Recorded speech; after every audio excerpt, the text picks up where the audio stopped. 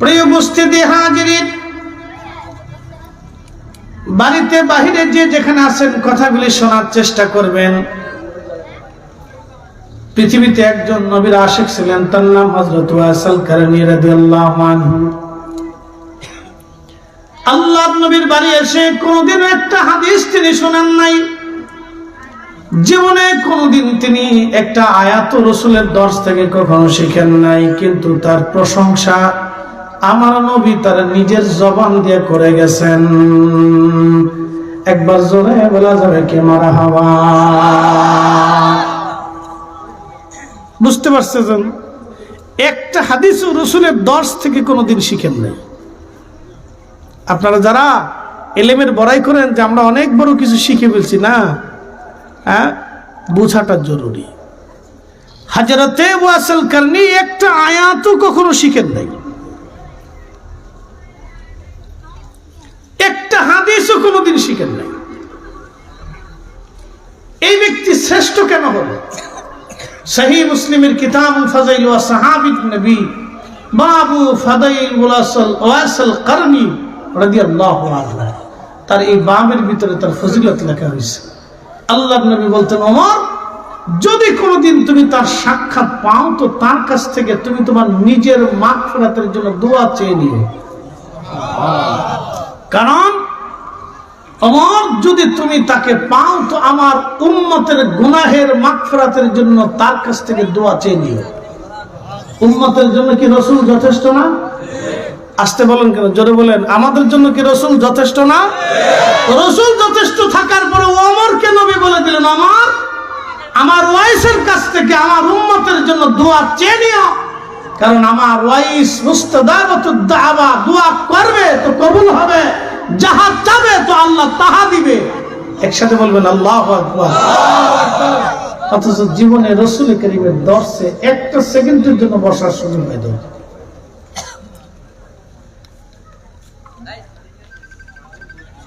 এখান থেকে আমাদের অনেক কিছু শেখা হয়েছে, অনেক কিছু শেখা হয়েছে। প্রিয় উপস্থিতি, খুব মনোযোগ দিবেন। 10টা বছর হযরত ওমর এই হাদিস শোনার পরে, প্রিয় নবীর কথা শোনার পরে 10টা বছর ধরে তারে খুঁজলেন, সারা আরবে খোঁজ লাগাইছেন ওয়াইসকে কোথায় পাওয়া যায়। জীবনের শেষ হজ হযরত ওমরের, শেষ হজের বছরে হযরত ওমর রাদিয়াল্লাহু আনহু হজে গেলেন। তাওয়াফ চলতেছিল, তাওয়াফ উনি তাওয়াফ করতেছিলেন। এমন সময় হযরত ওমর বললেন, হে হাজিরা, আপনারা বসে যান, শুধু ইয়ামানের হাজী যারা আছেন তারা দাঁড়ায় থাকেন। আল্লামা ইমাম আবুল ফারাজ ইবনুল জৌজি উয়ুনুল হিকায়াতের মধ্যে 900 বছর আগে লেখেন, হযরত ওমর বললেন, যারা দাঁড়ানো আছেন সব হাজিরা দয়া করে বসে যান, শুধু ইয়ামানের হাজী যারা আছেন তারা দাঁড়ান। এ বাবুরা, কথা বলে না বাবা, তোমরা শুয়ে থাকো, তোমরা শুয়ে থাকো, কথাবার্তা করো না, ঘুমাও। বাচ্চারা মাহফিলে আসা ভালো, ওরা আসাটা জরুরি, ওরা বসাটাও জরুরি। আমাদের সন্তানদেরকে সাথে করে মসজিদে নেওয়াটা জরুরি। হাতে কলমে প্র্যাকটিক্যাল বাচ্চাদেরকে শিখাইতে হয়। শোনেন, আমাদের এই ঘুণে ধরা সমাজ বাংলাদেশে কেন জানেন? লক্ষ লক্ষ সন্তান রাস্তাঘাটে পাবেন, লক্ষ লক্ষ পাবেন। কিভাবে রাস্তায় চলতে হয়, মানুষের সাথে ব্যবহার করতে হয়, কিভাবে মানুষের সাথে লেনদেন করতে হয়, অনেক মানুষ বুঝেই না, জানেই না। আপনি একটু আমেরিকাতে জানতো, আপনি একটু উন্নত বিশ্বে জানতো, দেখবেন তাদের বাচ্চারা আমাদের বাচ্চার মধ্যে তফাৎ কত সময় দেখবেন। আমি বলি, এটা ঘুণে ধরার সমাজ। শুধু বাচ্চার জন্ম দেয় কিন্তু মানুষ বানাইতে পারে না, শুধু জন্ম দেয়। আমাদের দেশে কিছু মা আছে, ঘোড়ার ডিম 6 মাস পর্যন্ত ওযুই করেন না, তো নামাজ পড়বে কি? কথা কর না কেন? 6 মাস ধরে ওযুই করে না, তো নামাজ পড়বে কি? সারা দিন করে থাকে খালি শ্বশুর শাশুড়ি ঝগড়া বাঁধাবে কেমন, গ্রামবাসীর মধ্যে ঝগড়া কিভাবে হবে, এটা নিয়ে পড়ে থাকে। তাদের মস্তিষ্ক শুধু এটাই, আর অন্য কিছু না। খুব কম পাবেন যে নারীরা বই পড়ে নিজের কাজে ব্যস্ত থাকে, নামাজ কালামে ব্যস্ত থাকে, স্বামী সংসারের চিন্তা করে, খুব কম পাবেন। তো চিন্তা করেন, শিক্ষা দেখে আমরা কত পিছিয়ে আছি, অথচ আমরা রসুলের শ্রেষ্ঠ উম্মত, শ্রেষ্ঠ জাতি। কুনতুম খায়রা উম্মাতিন উখরিজাত লিন-নাস, তোমাদেরকে শ্রেষ্ঠত্ব দিয়েছি, তোমরা পৃথিবীর মধ্যে শ্রেষ্ঠ। দুইটা কাজ করবা, তা'মুরুনা বিল মা'রুফ, মানুষকে ভালো কাজের দিকে ডাকো, ওয়া তানহাউনা আনিল মুনকার, খারাপ কাজ থেকে ফিরাও।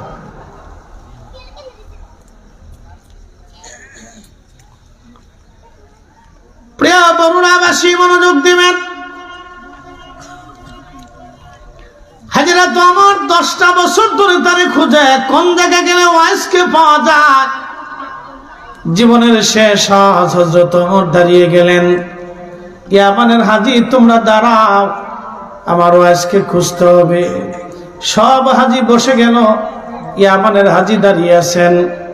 হযরত ওমর বলেন, ইয়ামানের মধ্যে কর্ণী যারা আছো তারা দাঁড়াও, বাকিরা তোমরা বসে পড়ো। সব হাজী বসে গেল, শুধু কর্ণের একজন মানুষ দাঁড়িয়ে আছে। হযরত ওমর বললেন, তুমি কি কার্নি? বলে, হ্যাঁ আমি কার্নের অধিবাসী। বলে, তোমাদের এলাকায় কি ওয়াইস নামে কাউকে তুমি চেনো? লোকটি ডেকে বলে, আমিরুল মুমিনিন ওয়াইস নামে আমি একজনকে চিনি, সে আমার ভাতিজা লাগে। কিন্তু হুজুর, আমরা সমাজের মানুষ তারা পাগল মনে করে থাকি, সে সমাজের সাথে মিশে না, নিরিবিলি সারা রাত 24 ঘন্টা ইবাদতে কাটায়, একটা ঝুপড়ি ঘরের মধ্যে সে থাকে, ব্যবসা বাণিজ্য লেনদেন তার কিছুই নাই, খাইলে খাইলো, না খাইলে না খেয়ে থাকে। আমরা তারা পাগল মনে করি, সে সমাজচ্যুত একজন ব্যক্তি, একটা ঝুপড়ি ঘরের মধ্যে একটা কোনায় সে পড়ে থাকে। ইয়ামানের ছেলেপেলেরা খেজুর খেয়ে খেজুরগুলি রাস্তা দিয়ে বিচি টিচি ফেলে দেয়, এই বিচিগুলি টুকায় টুকায় টুকায় টুকায় বাজারে বিক্রি করে, যা খেজুর পায় এই খেজুর খেয়ে ওয়াইস জীবন কাটায়। হযরত ওমর চোখের পানি ছেড়ে ছেড়ে কাঁদতেছিলেন। লোকেরা বলল, আমিরুল মুমিনিন আপনি কেন কাঁদেন? হযরত আমিরুল মুমিনিন ডাক দেখে, লোকেরা রে, এই লোকটা যাকে পাগল বলতেছে, আমার রাসূল তার প্রশংসা তার নবীর জবান থেকে আমি শুনেছি। একবার জোরে বলা যাবে কি আল্লাহু আকবার? আমি আমার রাসূলের জবান থেকে তার প্রশংসা শুনছি, এই লোক যাকে পাগল বলতেছে। কি বুঝলেন? কি বুঝে জানতো? দুইটা কারণে আল্লাহ তাকে সম্মান দিয়েছিল, একটা ইশকে রাসূল, দ্বিতীয় নম্বরে সে মায়ের খেদমত করত। এই আমার দিকে তাকান, 25 বছর একটা মা সন্তানের পিছনে লড়াই করে, 25 বছর পেটে ধারণ থেকে বাচ্চা প্রসব হওয়ার থেকে শুরু করে 25 বছর সে প্রতিষ্ঠিত হওয়ার আগ পর্যন্ত তার 3 বেলা রান্না, কাপড় ধোয়া থেকে শুরু করে, তার বিছানা গোছানো থেকে শুরু করে, সে কি খাবে খাবার দেওয়া থেকে শুরু করে, তার ছোট্টকালের পেশাব পায়খানা বাথরুম, তার কাপড় চোপড় লালন পালন থেকে শুরু করে মা 25 বছর পরিশ্রম করে, বিনিময়ে 25 দিনও আপনি করেন নাই। 25 দিনও আপনি মার এইভাবে সেবা করেন নাই, কাপড় ধুয়ে দেন নাই, রান্না করে দেন নাই, খাবার খাওয়াই দেন নাই, মার বিছানা ঠিক করে দেন নাই, মার কাপড় চোপড় পরিষ্কার করে দেন নাই, মার কাপড় ডলায় দেন নাই। 25 বছর মা আপনার পিছনে লাগছে, আপনি 25 দিনও করেন নাই। বেহেশত কেমনে পাবেন বলেন? কিয়ামতের ময়দানে যদি মা মামলা করে, কোন রাস্তা দিয়ে পার পাবে? কোন রাস্তা নেই। আমাদের গুণেদার সমাজে একটু দোয়া খায়ের চলতো, তাও এই ফতোয়া মারতে মারতে শেষ করে ফেলছে, ওটা আধা মরা করে ফেলছে। হ্যাঁ, কি কথা কর না কেন, জোরে বলে। মানুষ দোয়া খায়ের করতো, তাও এত ফতোয়া চারপাশে যে এটা আধা মারা করে দিচ্ছে। এই অঞ্চলে বহু মুসলমান দোয়া করে না, মা মরে গেছে, মাঠটা মা নিয়ে চলে গেছে, আমি দোয়া করে কি হবে? ফতোয়া মারতে মারতে এটা আধা মারা করে দিচ্ছে। এমনি তো খেদমত নাই মা বাপের, তারপরে আল্লাহ রাসূল বলছে মরে যাওয়ার পরে দোয়া করো বেশি বেশি, এটাও বন্ধ হয়ে গেছে। এটা বন্ধ হয়ে গেছে। আর আমরা বললে বলবে বেদাতি, আমরা বেদাত প্রতিষ্ঠিত করতেছি। আমরা যখন বলবো দোয়ার কথা তখন বলে এটা বেদাত প্রতিষ্ঠিত করতেছে, এটা বেদাতি। আমাদেরকে সে একটা অস্ত্র পাইছে এই মানব সমাজে আমাদেরকে অপমানিত হেয় করার জন্য, শুধু বলে বেদাতি। আমরা যখন হক কথা বলবো তখন বলবো বেদাতি, মাজার পূজারি, পীর পূজারি, বেদাতি। এরা বুঝে না কিছু, এরা দিন বুঝে না। আমরা দিন বুঝি না, আমরা ধর্মকর্ম কিচ্ছু বুঝি না। আমরা সারা বছর খালি ঘোড়ার ঘাস কাটছি, কিচ্ছু বুঝি না। কথা বোঝাটা জরুরি প্রিয় ভাই আমার। 25 বছর যে মাটা আপনার পিছনে লেগেছিল, 40 বছর ধরে একটা বাবা তার হাড় ভাঙ্গে খেটে খেটে পরিশ্রম করে তার বৃদ্ধতা এসেছে, চুল পেকে গেছে, দাড়ি পেকে গেছে, শরীর শুকিয়ে গেছে, রক্ত ঠান্ডা হয়ে গেছে, গোশত শুকিয়ে গেছে, চামড়া শুকাইতে শুকাইতে চামড়া ঘুষিয়ে গেছে। ভালো খাইলেও খাইতে পারতো, সন্তানের চিন্তায় ভালো খাই নাই। জমি বিক্রি করলেও করতে পারতো, সন্তানের জন্য জমি বিক্রি করে নাই। বিনিময়ে কি দিছেন? একটা লুঙ্গি কিনে দিতেন, একটা পাঞ্জাবি কিনে দিচ্ছেন, কটা খাইতে মন চাই দিচ্ছেন। ওয়ালা রাসূলিল্লাহি ওয়া আলা আলিহি ওয়া আসহাবি ওয়া আলা আলিহি ওয়া আসহাবিহি ওয়া আহলি বাইতিহি ওয়া আউলিয়াই মিল্লাহ। أما بعد فقد قال الله تعالى في كلامه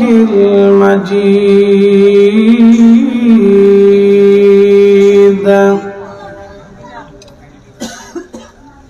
الذين يؤمنون بالغيب ويقيمون الصلاة ومما رزقناهم ينفقون والذين يؤمنون بما أنزل إليك وما أنزل من قبلك وبالآخرة هم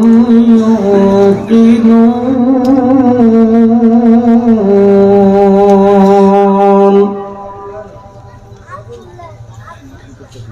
في شان حبيبه ومحبوبه إن الله وملائكته يصلون على النبي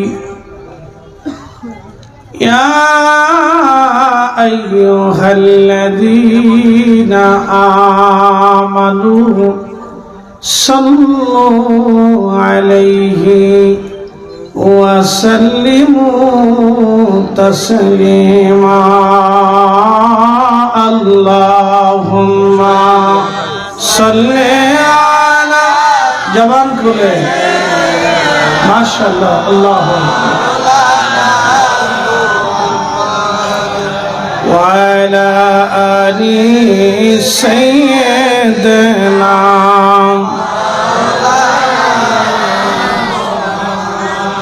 নবীর ইশকে যার দিল ভাই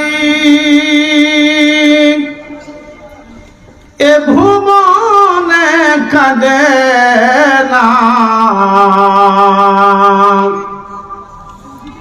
রোজ হাসরে ভাইজান তারা নবীজির দেখা পাবে না।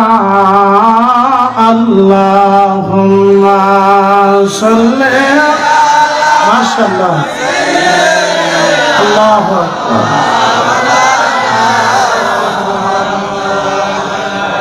আলা আলি সাইয়্যিদিনা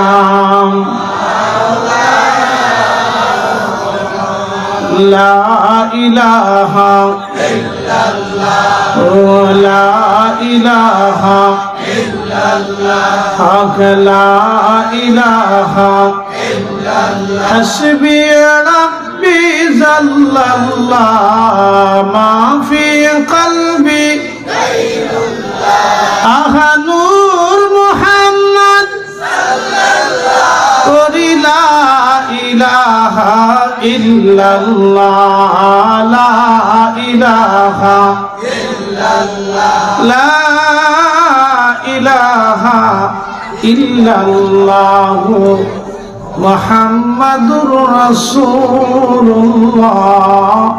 সাল্লাল্লাহু আলাইহি ওয়াসাল্লাম।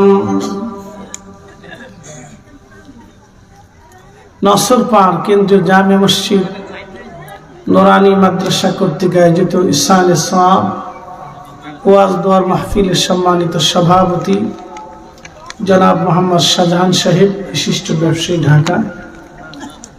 আজকের যিনি প্রধান অতিথি মিরশাহী দরবার শরীফের মোহতারাম পীর সাহেব হুজুর কিবলা আল্লামা মাওলানা হাফিজ শাহ মোহাম্মদ মিসবাহুল ইসলাম লতিফি সাহেব মাদ্দাতুল্লাহুল আলী।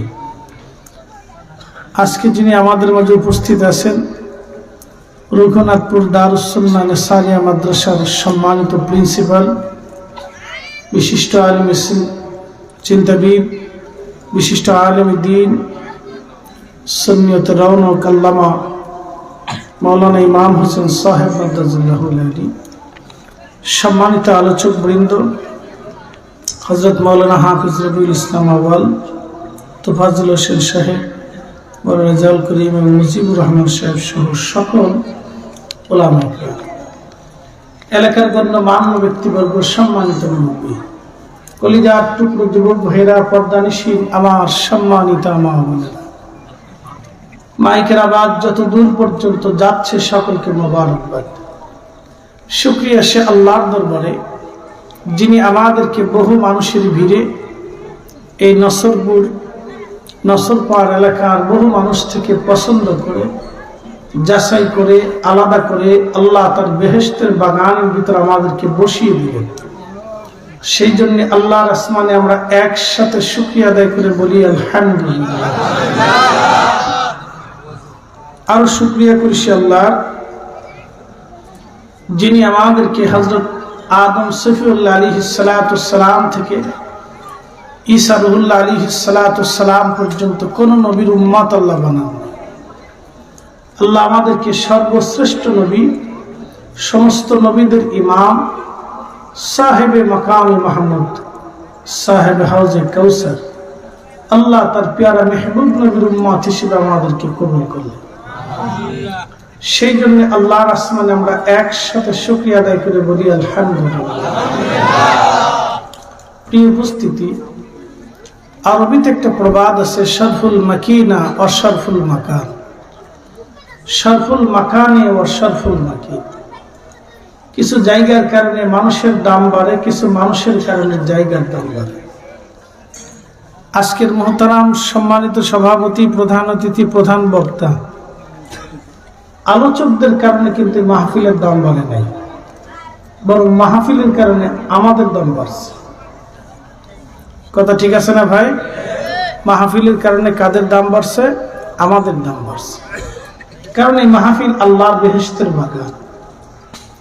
আল্লাহ নবী বলেন, আমার উম্মত তোমরা যেখানে যাও, যেই বেহেশতের বাগানে যাও, সেখানে যাইয়া তোমরা বাগানে বসো। সাহাবায়ে কেরাম বলেন, মা রিয়াজুল জান্নাহ ইয়া রাসূলুল্লাহ, প্রিয় নবী বেহেশতের বাগান কি? নবী বলেন, হ্যাঁ, হিলাকুজ জিকির, যেই মজলিসে আল্লাহর জিকির হয় সেটা দুনিয়ার আর কোনো সাধারণ জায়গা থাকে না, সেই জায়গাটা আল্লাহর বেহেশতের বাগানে পরিণত হয়ে যায়। একসাথে বলা যাবে সুবহানাল্লাহ। এটা কিসের বাগান? বেহেশতের বাগান। এই বাগানে আমরা বসে রয়েছি, এই বাগানের কারণে আমাদের দাম আল্লাহ বাড়াই দিছে। কথা ঠিক আছে না? একটা কথা মনে রাখবেন, রসুলের কারণে মদিনার দাম বাড়ছে, মদিনার কারণে নবীর দাম বাড়ে নাই। মদিনা দিয়ে নবী না, নবী দিয়ে মদিনা। নবী দিয়ে কি? মদিনা। মদিনা দিয়ে নবী না। মদিনা আগেও ছিল, কোন মদিনার সম্মান ছিল না, কিন্তু রসুল যখন গেলেন তখন মদিনার দাম বেড়ে গেল। মদিনাতে একটা জায়গা আছে নাম রিয়াজুল জান্নাহ। এই জায়গাটুকু আল্লাহ বেহেশতের সাথে সংযুক্ত করে দিবে। এটা আল্লাহর সৃষ্টিতে, আল্লাহর বরাদ্দকৃত দুনিয়াতে আল্লাহর বেহেশতের টুকরা। এই জায়গাটুকু আল্লাহর বেহেশতের সাথে সংযুক্ত হবে। এই জায়গাটা বাইতুল আকসাতে গেলে পাবেন না, বাইতুল্লাহ শরীফ আসলে পাবেন না। পৃথিবীর কোথাও আপনি তন্ন করে তালাশ করলেও রিয়াজুল জান্নাত দ্বিতীয়টা পাবেন না। শুধু একটা স্থান এই জায়গাটা আছে, মসজিদে নববীতে। তাও কোথায়? হুজরা শরীফ থেকে আমার নবী মিম্বর শরীফ পর্যন্ত আসতেন, মিম্বর থেকে হুজরা শরীফ পর্যন্ত যাইতেন। যাওয়া আসা, যাওয়া আসা, যাওয়া আসা, যাওয়া আসা, যাওয়া আসা। এই যাওয়া আসার কারণে এই জায়গাটুকুন আল্লাহ রিয়াজুল জান্নাহ বানিয়ে দিলেন, বেহেশতের টুকরা বানিয়ে দিলেন। একসাথে বলেন আল্লাহু আকবার। আমাদের ভোটে না রসুলের কারণে? জোরে বলেন। পৃথিবীতে একটা জান্নাত পাইছেন আপনি রসুলের কারণে। ওইখানে যদি নামাজ পড়েন তাহলে বুঝবেন আপনি বেহেশতে নামাজ পড়েছেন। ওইখানে যদি দোয়া করেন তাহলে বুঝবেন আপনি আল্লাহর বেহেশতের ভিতরে দোয়া করেছেন। ওই জায়গাটুকুন আল্লাহর বেহেশতের সাথে সংযুক্ত হবে। সুবহানাল্লাহ কি বাড়ি যায়? এই কি রিয়াজুল জান্নাহর কারণে নবীর দাম বাড়ছে না রসুলের কারণে রিয়াজুল জান্নাহ হয়েছে? রসুলের কারণে হয়েছে। এই জন্য আরবি প্রবাদ শরফুল মাকিন ও শরফুল মাকান, শরফুল মাকান ও শরফুল মাকিন। কিছু জায়গার কারণে মানুষের দাম বাড়ে, কিছু মানুষের কারণে জায়গার দাম বাড়ে। তো প্রিয় উপস্থিতি, এই সূত্রগুলি যদি আমরা বুঝি তাহলে আমরা সারা জীবন সুন্নি থাকবো, নতুবা ডানে বামে এদিকে সেদিকে দৌড়াবে, কোনো ফায়দা হবে না। মেহেশর কায়েম হবে, কবরে চলে যেতে হবে, পৃথিবীতে থাকার কোনো রাস্তা নেই। আমাদের আগে বহু আলেম ওলামা কবরে চলে গেছে। পৃথিবী বিখ্যাত একজন ইমাম ছিলেন, বড় শাইখুল হাদিস ছিলেন, তার নাম ছিল ইবনু তাইমিয়া। অনেক বড় ইলমের অধিকারী ছিলেন, 10 লক্ষ হাদিস জানতেন। কিন্তু আফসোস হলো সত্য, এই লোকটা সর্বপ্রথম রসুলের ইজ্জতে হাত দিলেন। তিনি কিতাব লিখতে লিখতে লিখতে লিখতে তার ভ্রম নষ্ট হলো, মতি নষ্ট হলো, তার ভিতরে একটা ভ্রান্ত বিশ্বাস জন্ম নিল। সে ভিতরে লিখে ফেললেন যে রসুল করিমের রওজা শরীফ জিয়ারতের ইচ্ছা করা, নিয়ত করা মুসলমানদের জন্য হারাম। অ্যাটেনশন, সে হাত দিছে কোথায়? মদিনায়। হাত দিছে রসুলের ইজ্জতে, অন্য কোথাও না। সে এমন একটা স্থানে হাত দিয়েছে যেখানে হাত দিলে ধ্বংস ছাড়া রাস্তা। জীবনে এত হাদিস জানলো, এত লেখাপড়া হলো, এত এলেম হলো, হেলেম হলো, সব হলো, কিন্তু লাস্টে সে জীবনে একটা দুর্ভিসন্ধি, একটা আন্দা গান্দা পচা বিশ্বাস, ভ্রান্ত বিশ্বাস তার মগজের ভিতর ঢুকে গেল। তার বিরুদ্ধে সর্বপ্রথম কিতাব লিখলেন মিশরের বিশ্ববিখ্যাত ইমাম, ওই জামানার শ্রেষ্ঠতম মুহাদ্দিস আল্লামা ইমাম তাকিউদ্দিন সুবকি রাহিমাহুল্লাহ আশ-শিফা ওয়াস সাকাম। তার এই ভ্রান্ত বিশ্বাসের বিরুদ্ধে তিনি কিতাব লিখলেন।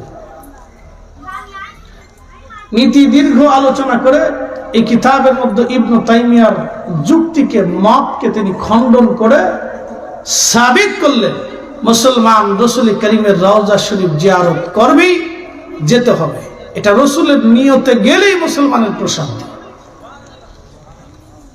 আপনি বুঝতে পারছেন? তাহলে বোঝা গেল কি, অনেক লেখাপড়া জানলে হেদায়েত পাওয়া যায় না। একসাথে বলেন, অনেক শিক্ষা হলে হেদায়েত পাওয়া যায় না। অনেক লেখাপড়া থাকলে আদবি হওয়া যায় না। অনেক বড় ডক্টর ডিগ্রি সার্টিফিকেট হইলে সে মানুষ হয় না। বহু শিক্ষিত মানুষ আছে, শুধু লেখাপড়া আছে, সার্টিফিকেট আছে, সে কিন্তু মানুষ হতে পারেনি। বহু আছে, হাজার হাজার আছে। এদেশে সারা পৃথিবীতে লক্ষ লক্ষ আছে, মানুষ হয়নি। লেখাপড়া আছে, সার্টিফিকেট আছে, মেধা আছে, জ্ঞান আছে, কিন্তু মানুষ হয়নি। আবার দেখবেন এমন কিছু আছে লেখাপড়া নাই, কিন্তু সে মানুষের সর্বোত্তম মানুষ। সেদিন এক খবরে দেখলাম এক ভদ্রলোক মাকে কাঁধে করে নিয়ে ঘুরে বেড়াচ্ছে 40 বছর ধরে। পারবেন? এদেশের শিক্ষিত লোকেরা পারছে? বহু শিক্ষিত লোকের বাড়ি থেকে মা বের হয়ে গেছে, আমার নিজের বিল্ডিং এর ফ্ল্যাটই আছে, ছেলে অনেক বড় ধনী, মাকে ফ্ল্যাট কিনে দিছে, মা ফ্ল্যাটে থাকে, সন্তানের বাড়িতে মার জায়গা হয় না।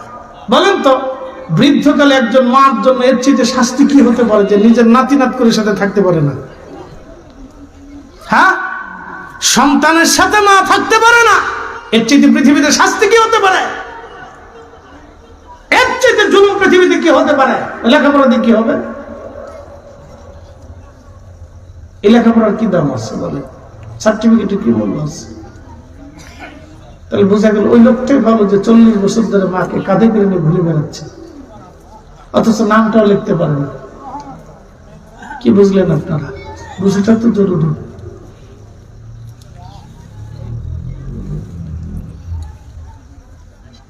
প্রিয় উপস্থিতি হাজিরিন, প্রিয় উপস্থিতি হাজিরিন, বাড়িতে বাহিরে যে যেখানে আছেন কথাগুলি শোনার চেষ্টা করবেন। পৃথিবীতে একজন নবীর আশিক ছিলেন, তার নাম হযরত ওয়াসিল কারনী রাদিয়াল্লাহু আনহু। আল্লাহর নবীর বাড়ি এসে কোনদিন একটা হাদিস তিনি শোনেন নাই, জীবনে কোনদিন তিনি একটা আয়াত রাসূলের দর্স থেকে কখনো শিখেন নাই, কিন্তু তার প্রশংসা আমার নবী তার নিজের জবান দিয়ে করে গেছেন। একবার জোরে বলা যাবে কি মারহাবা? বুঝতে পারছেন? একটা হাদিসও রাসূলের দর্স থেকে কোনোদিন শিখেন নাই। আপনারা যারা এলেমের বড়াই করেন যে আমরা অনেক বড় কিছু শিখে ফেলছি, না, হ্যাঁ, বোঝাটা জরুরি। হযরতে ওয়াসিল কারনী একটা আয়াতও কখনো শিখেন নাই, একটা হাদিসও কোনোদিন শিখেন নাই। এই ব্যক্তি শ্রেষ্ঠ কেন হলো? সহিহ মুসলিমের কিতাব ফাযাইল ওয়া সাহাবী নবী বাবু ফাদাইল ওয়াসিল কারনী রাদিয়াল্লাহু আনহু, তার এই বাবের ভিতরে তার ফজিলত লেখা হয়েছে। আল্লাহর নবী বলতেন, ওমর, যদি কোনোদিন তুমি তার সাক্ষাৎ পাও তো তার কাছ থেকে তুমি তোমার নিজের মাগফিরাতের জন্য দোয়া চেয়ে নিও। কারণ ওমর, যদি তুমি তাকে পাও তো আমার উম্মতের গুনাহের মাগফিরাতের জন্য তার কাছ থেকে দোয়া চেয়ে নিও। উম্মতের জন্য কি রাসূল যথেষ্ট না? আসতে বলেন কেন? জোরে বলেন, আমাদের জন্য কি রাসূল যথেষ্ট না? রাসূল যথেষ্ট থাকার পরে ওমরকে নবী বলে দিলেন, ওমর, আমার ওয়াইসের কাছ থেকে আমার উম্মতের জন্য দোয়া চেয়ে নিও, কারণ আমার ওয়াইস মুস্তাজাবাতুদ দাওয়া, দোয়া করবে তো কবুল হবে, যাহা চাবে তো আল্লাহ তাহা দিবে। একসাথে বলবেন আল্লাহু আকবার। অথচ জীবনে রাসূল কারীমের দর্শে একটা সেকেন্ডের জন্য বসার সুযোগ পাই না।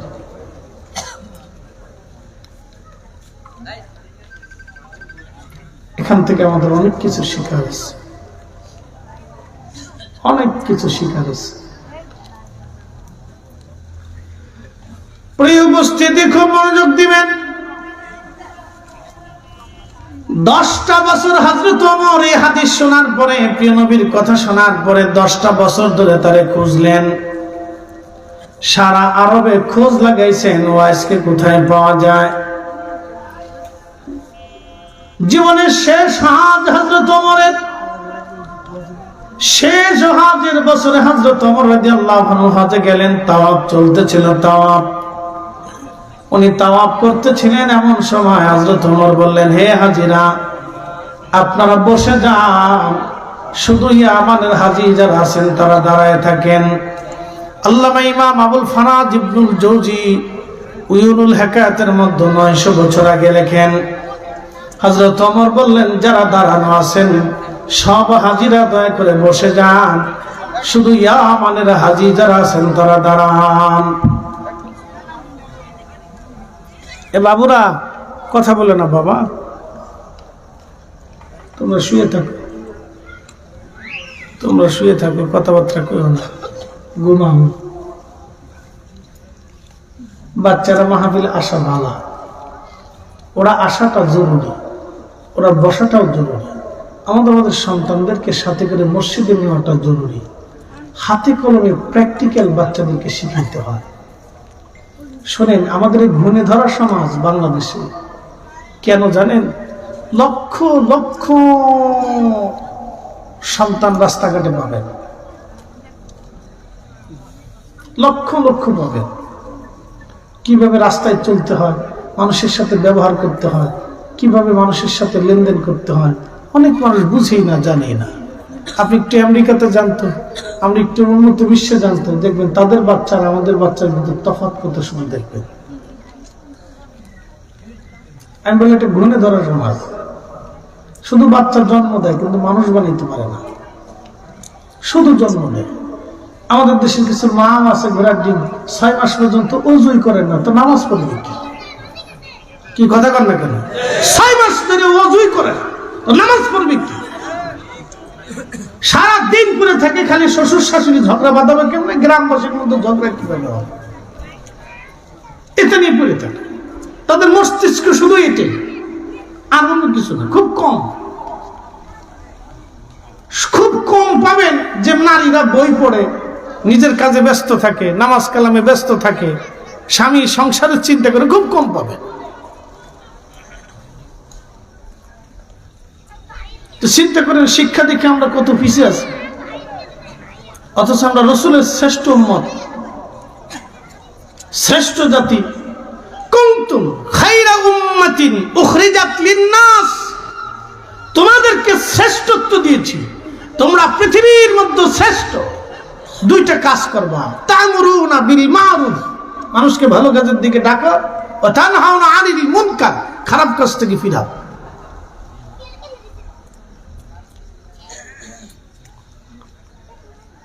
প্রিয় বরুণাবাসী মনোযোগ দিবেন। হযরত ওমর 10টা বছর ধরে তারে খুঁজে কোন জায়গায় গেলে ওয়াইসকে পাওয়া যায়। জীবনের শেষ হযরত ওমর দাঁড়িয়ে গেলেন, ইয়ামানের হাজী তোমরা দাঁড়াও, আমার ওয়াইসকে খুঁজতে হবে। সব হাজী বসে গেল, ইয়ামানের হাজী দাঁড়িয়ে আছেন। হযরত ওমর বলেন, ইয়ামানের মধ্যে কর্মী যারা আছো তারা দাঁড়াও, বাকিরা তোমরা বসে পড়ো। সব হাজী বসে গেল, শুধু কর্ণের একজন মানুষ দাঁড়িয়ে আছে। হযরত ওমর বললেন, তুমি কি কার্নি? বলে, হ্যাঁ আমি কার্নের অধিবাসী। বলে, তোমাদের এলাকায় কি ওয়াইস নামে কাউকে তুমি চেনো? লোকটি ডেকে বলে, আমিরুল মুমিনিন ওয়াইস নামে আমি একজনকে চিনি, সে আমার ভাতিজা লাগে। কিন্তু হুজুর, আমরা সমাজের মানুষ তারা পাগল মনে করে থাকি, সে সমাজের সাথে মিশে না, নিরিবিলি সারা রাত 24 ঘন্টা ইবাদতে কাটায়, একটা ঝুপড়ি ঘরের মধ্যে সে থাকে, ব্যবসা বাণিজ্য লেনদেন তার কিছুই নাই, খাইলে খাইলো, না খাইলে না খেয়ে থাকে। আমরা তারা পাগল মনে করি, সে সমাজচ্যুত একজন ব্যক্তি, একটা ঝুপড়ি ঘরের মধ্যে একটা কোণায় সে পড়ে থাকে। ইয়ামানের ছেলেপেলেরা খেজুর খেয়ে খেজুরগুলি রাস্তা দিয়ে বিচি টিচি ফেলে দেয়, এই বিচিগুলি টুকায় টুকায় টুকায় টুকায় বাজারে বিক্রি করে, যা খেজুর পায় এই খেজুর খেয়ে ওয়াইস জীবন কাটায়। হযরত ওমর চোখের পানি ছেড়ে ছেড়ে কাঁদতেছিলেন। লোকেরা বলল, আমিরুল মুমিনিন আপনি কেন কাঁদেন? হযরত আমিরুল মুমিনিন ডাক দেখে, লোকেরা রে, এই লোকটা যাকে পাগল বলতেছে, আমার রাসূল তার প্রশংসা তার নবীর জবান থেকে আমি শুনেছি। একবার জোরে বলা যাবে কি আল্লাহু আকবার? আমি আমার রাসূলের জবান থেকে তার প্রশংসা শুনছি, এই লোক যাকে পাগল বলতেছে। কি বুঝলেন? কি বুঝে জানতো? 2টা কারণে আল্লাহ তাকে সম্মান দিয়েছিল, একটা ইশকে রাসূল, দ্বিতীয় নম্বরে সে মায়ের খেদমত করত। এই আমার দিকে তাকান, 25 বছর একটা মা সন্তানের পিছনে লড়াই করে, 25 বছর পেটে ধারণ থেকে বাচ্চা প্রসব হওয়া থেকে শুরু করে 25 বছর সে প্রতিষ্ঠিত হওয়ার আগ পর্যন্ত তার 3 বেলা রান্না, কাপড় ধোয়া থেকে শুরু করে, তার বিছানা গোছানো থেকে শুরু করে, সে কি খাবে খাবার দেওয়া থেকে শুরু করে, তার ছোট্টকালের পেশাব পায়খানা বাথরুম, তার কাপড় চোপড় লালন পালন থেকে শুরু করে মা 25 বছর পরিশ্রম করে, বিনিময়ে 25 দিনও আপনি করেন নাই। 25 দিনও আপনি মার এইভাবে সেবা করেন নাই, কাপড় ধুয়ে দেন নাই, রান্না করে দেন নাই, খাবার খাওয়াই দেন নাই। মার বিছানা ঠিক করে দেন নাই, মার কাপড় চোপড় পরিষ্কার করে দেন নাই, মার কাপড় ডলায় দেন নাই, 25 বছর মা আপনার পিছনে লাগছে, আপনি 25 দিনও করেন নাই, বেহেশত কেমনে পাবেন বলেন? কিয়ামতের ময়দানে যদি মা মামলা করে, কোন রাস্তা দিয়ে পার পাবে? কোন রাস্তা নেই। আমাদের গুণেদারও সমাজে একটু দোয়া খায়ের চলতো, তাও এই ফতোয়া মারতে মারতে শেষ করে ফেলছে, ওটা আধা মারা করে ফেলছে। কি কথা কর না কেন, জোরে বলে। মানুষ দোয়া খায়ের করতো, তাও এত ফতোয়া চারপাশে যে এটার আধা মারা করে দিচ্ছে। এই অঞ্চলে বহু মুসলমান দোয়া করে না, মা মরে গেছে, মাঠটা মা নিয়ে চলে গেছে, আমি দোয়া করে কি হবে? ফতোয়া মারতে মারতে এটার আধা মারা করে দিচ্ছে। এমনি তো খেদমত নাই মা বাপের, তারপরে আল্লাহ রাসূল বলছে মরে যাওয়ার পরে দোয়া করো বেশি বেশি, এটাও বন্ধ হয়ে গেছে, এটাও বন্ধ হয়ে গেছে। কারণ আমরা বললে বলবে বেদাতি, আমরা বেদাত প্রতিষ্ঠিত করতেছি। আমরা যখন বলবো দোয়ার কথা, তখন বলে এটা বেদাত প্রতিষ্ঠিত করতেছে, এটা বেদাতি। আমাদেরকে একটা অস্ত্র পাইছে এই মানব সমাজে আমাদেরকে অপমানিত হেই করার জন্য, শুধু বলে বেদাতি। আমরা যখন হক কথা বলবো তখন বলবো বেদাতি, মাজার পূজারি, পীর পূজারি, বেদাতি। এরা বুঝে না কিছু, এরা দিন বুঝে না। আমরা দিন বুঝি না, আমরা ধর্মকর্ম কিচ্ছু বুঝি না। আমরা সারা বছর খালি ঘোড়ার ঘাস কাটছি, কিচ্ছু বুঝি না। কথা বোঝাটা জরুরি প্রিয় ভাই আমার। 25 বছর যে মাটা আপনার পিছনে লেগেছিল, 40 বছর ধরে একটা বাবা তার হাড় ভাঙ্গে খেটে খেটে পরিশ্রম করে তার বৃদ্ধতা এসেছে, চুল পেকে গেছে, দাড়ি পেকে গেছে, শরীর শুকিয়ে গেছে, রক্ত ঠান্ডা হয়ে গেছে, গোশত শুকিয়ে গেছে, চামড়া শুকাইতে শুকাইতে চামড়া ঘুষিয়ে গেছে। ভালো খাইলেও খাইতে পারতো, সন্তানের চিন্তায় ভালো খাই নাই। জমি বিক্রি করলেও করতে পারতো, সন্তানের জন্য জমি বিক্রি করে নাই। বিনিময়ে কি দিছেন? একটা লুঙ্গি কিনে দিতেন, একটা পাঞ্জাবি কিনে দিচ্ছেন, কয়টা খাইতে মন চাই দিচ্ছেন, এই তো শেষ। আর কি করছেন? যেই বাবা আপনাকে হেঁটে হেঁটে হেঁটে হেঁটে পায়ে হেঁটে হাঁটা শিখেছে, কোনোদিন আপনি হাঁটা শিখেছেন? বৃদ্ধতা নিচ্ছেন, পায়খানা পেশাব সাফ করছেন, করেন না, তো কি করছেন? রাসূলের উম্মত এসে বলেন, ইয়া রাসূলুল্লাহ, বাবা মা মরে গেছে, হক আছে? বলে তুমি যতদিন বেঁচে থাকো ততদিন হক আছে। বলে হুজুর কি কি হক আছে? বলে 1 নম্বর বেশি বেশি করে দোয়া করতে হবে, 2 নম্বর তার আত্মীয় স্বজনের সাথে তোমার সুসম্পর্ক রাখতে হবে। বেশি বেশি দোয়া কেমনে করবেন? স্বপ্নে ঘুমিয়ে ঘুমিয়ে দোয়ার আয়োজন করে দোয়া করতে হবে। যখন দোয়ার আয়োজন করবেন তখনই এই ঘুণে ধরা একদল আসে বলবে এসব বেদাত, বাস আপনাকে বন্ধ করে দিবে, স্টপ, বন্ধ হয়ে গেল। এটা যাতে যাতে মারতে মারতে আধা মারা করে ফেলছে। আর তারা বলে যে আমরা এগুলি প্রতিষ্ঠিত রাখতেছি, আমরা কিছু পেট পূজারি মৌলবী, এই মানুষগুলি আমরা কিছু পয়সা পকেটে পয়সা করে দেয়, পয়সার জন্য এটা জিন্দা রাখি। আর ওনাদের কাছে যখন 1000-2000 টাকা দিয়ে দোয়া চা, তখন ওনারা হাসি দেখে না কি দরকার ছিল, তখন ওনারা টাকা পেলে খুব খুশি হয়ে যায়। আর আমাদের কাছে টাকা দিলে তখন বেদাত হয়ে যায়। কি কথা বুঝতেছেন না? মনে হয় বুঝে দেওয়াটা জরুরি। নিজের পকেটে পয়সা বললে তখন এটা আপনার সুন্নত হয়ে যায়, আর আমাদের পকেটে পয়সা আসলে তখন এটা বেদাত হয়ে যায়। আশ্চর্য। এখন বলেন দোয়া চলবে না বন্ধ হবে? আসতে বলেন, চলবে না বন্ধ হবে? আমাদের আইনে না আল্লাহর আইনে? আল্লাহ কোরআনে দোয়া চালু রাখতে বলেছে, উদউনি আস্তাজিব লাকুম, আমার কাছে চাও আমি দেব। একসাথে বলেন আল্লাহু আকবার। ইন্নাল্লাযীনা ইস্তাকবিরুনা আন ইবাদাতি সায়াদখুলুনা জাহান্নামা দাখিরিন। যদি ইবাদত থেকে তুমি নিজেকে গুটাও তো তোমাকে আমি অচিরেই অপমান করে লাঞ্ছিত করে জাহান্নামে পাঠাবো। দোয়া কোরআনে আল্লাহ নিজে বলছে চালাইতেই হবে, এটা চালু রাখতেই হবে। কথা বলেন ঠিক না বেটে? চালু রাখতেই হবে দোয়া। আপনি দোয়া যদি না করেন কারো কোনো ক্ষতি নেই, কিন্তু মেহেশ্বর আর কবর বড় কঠিন জায়গা। কথা ঠিক আছে না ভাই? কবর বড় কি জায়গা? কঠিন জায়গা, বড় কঠিন জায়গা। কাজ হবে না, আল্লাহর নবী বলেন, উম্মত, হাসরের ময়দানে কিছু মানুষ হবে লাঞ্ছিত, বঞ্চিত, গঞ্চিত, অপমানিত, কিছু মানুষ হবে সম্মানিত। বুঝতে পারতেছেন, হাসরের ময়দানে কিছু মানুষ হবে লাঞ্ছিত, বঞ্চিত, গঞ্চিত। দুনিয়াতে যারা সম্মানিত ছিল, হাসরের ময়দানে তারা লাঞ্ছিত হবে।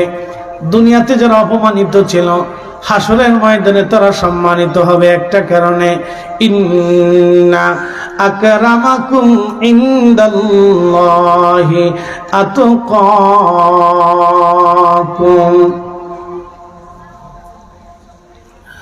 রব্বুল আলামিন বললেন, যার অন্তরে তাকওয়া বেশি, হাসরের ময়দানে তার দাম বেশি। হযরত আল্লামা ইমাম শামসুদ্দিন সাখাবী রাহিমাহুল্লাহ, তিনি বিশ্ববিখ্যাত একজন হাদিস বিশারদ ছিলেন। কোনটা জাল হাদিস আর আল হাদিস, আল্লামা ইমাম শামসুদ্দিন সাখাবী রাহমাতুল্লাহ আলাইহি এগুলি লিখতেন। কোনটা জাল হাদিস, কোনটা আল হাদিস, আল্লামা শামসুদ্দিন সাখাবী লিখতেন। ওনার একটা কিতাব আছে আল কাউলুল বাদী। আল কাউলুল বাদীর মধ্যে তিনি একটা ঘটনা লেখেন। হযরত হাসান বসরি রাহমাতুল্লাহ আলাইহির জমানা। হাসান বসরি কোন জমানার আলেম ছিলেন আমি পরিচয় দিয়ে দেই। হযরত ইমাম হুসাইন যখন কারবালায় শহীদ, তখন হাসান বসরি বসরাতে তখনও ইমাম হুসাইনের জন্য একাধারে 3 দিন পর্যন্ত দোয়া করেছিলেন এবং কেঁদেছিলেন। বুঝতে পারতেছেন, হযরত হাসান বসরি বহু আগের জমানার মুসলমান, ইমাম হুসাইনের জমানার মুসলমান, তার মানে সাহাবীদের জমানা, তিনি তাবিঈ। শুধু তাবিঈ না, কিবারুত তাবিঈন, অনেক বড় তাবিঈ ছিলেন তিনি হাসান বসরি। আল্লাহু আকবার। বহু সাহাবীর সাথে তার সাক্ষাৎ হয়েছিল। হযরতে হাসান বসরি রাহমাতুল্লাহ আলাইহি, বন্ধু মনোযোগ দিয়ে কথা শুনে যাবেন। হাসান বসরির কাছে এক মহিলা সন্ধ্যাবেলা গেছে, কাঁদতেছে। যে হযরত হাসান বসরি বলে, মা কাঁদো কেন? মহিলা ডেকে বলেন, হুজুর আমার মেয়েটা সকালবেলা মারা গেছে, জোহরের পরে আমি তার জানাজা দাফন কাফন হলো, কবরে কবরস্থ করে আমি আপনার কাছে আসছি। বলে, মা কি জন্য আসছো? তখন ওই মহিলা বলতেছিল, হুজুর আমি আমার মেয়েটাকে দারুণ ভালোবাসি, সে আমার কলিজার একটা টুকরা। হুজুর মেয়েটা কবরে চলে গেল, আল্লাহ তাকে নিয়ে গেল, এখন জান্নাতি নাকি জাহান্নামী আমি কি করে জানবো?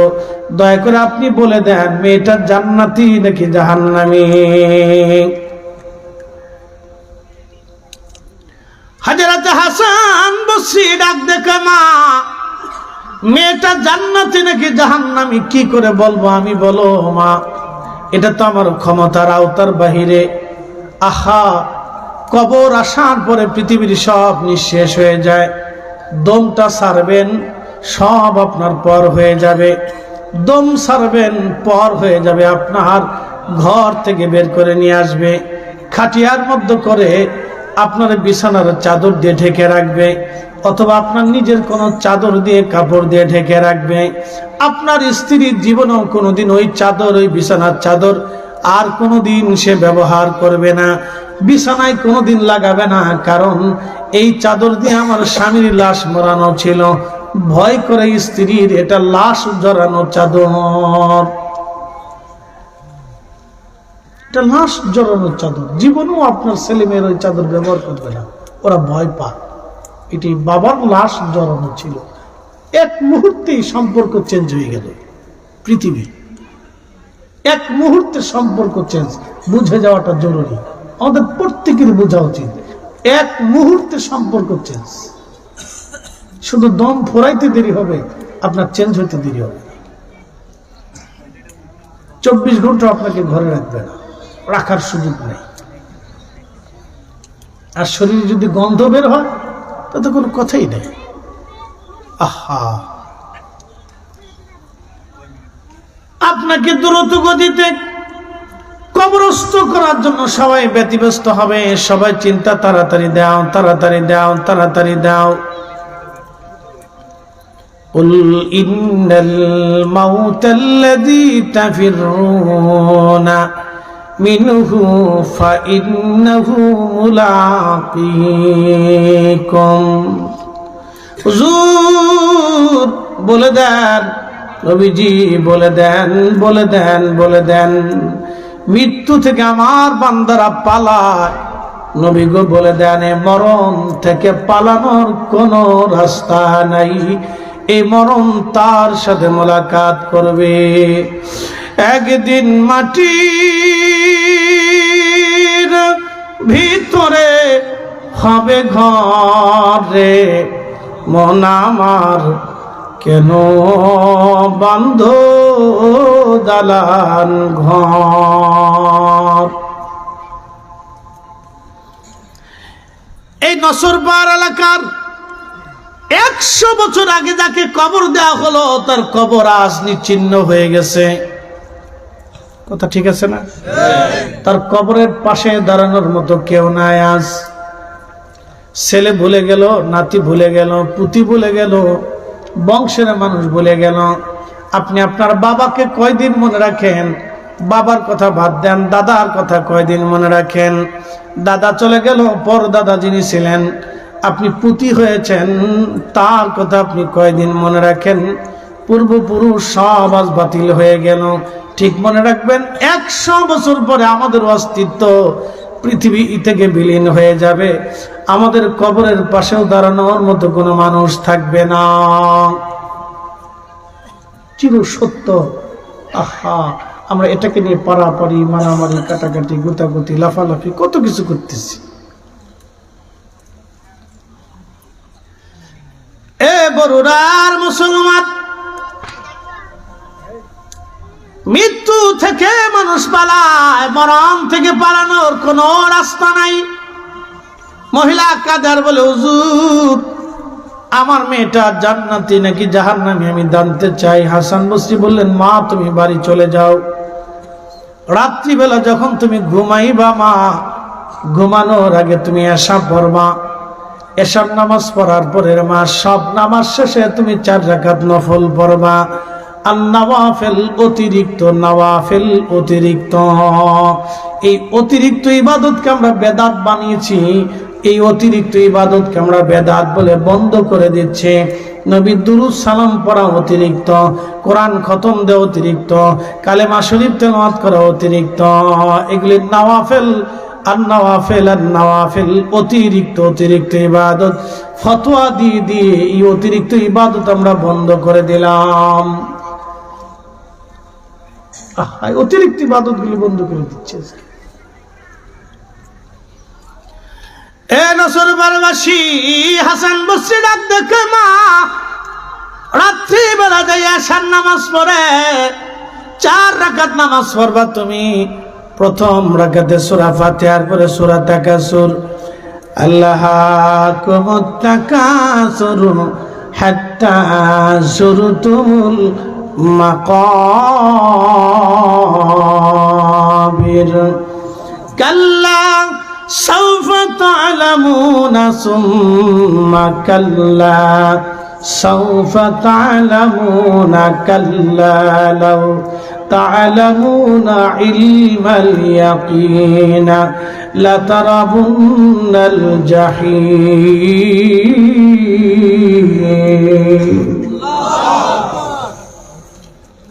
আলহাকুমুত তাকাসুর, মানুষ সম্পদের প্রাচুর্যে প্রতিযোগিতা করতে দেখে কে কত টাকার মালিক হবে।